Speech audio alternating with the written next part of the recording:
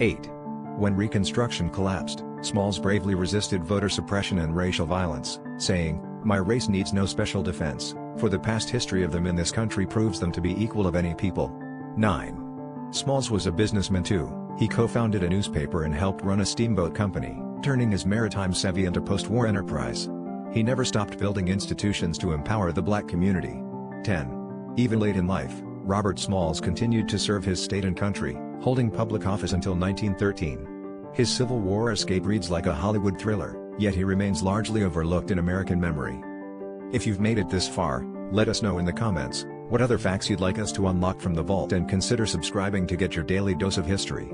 It also helps promote the channel and grow the community.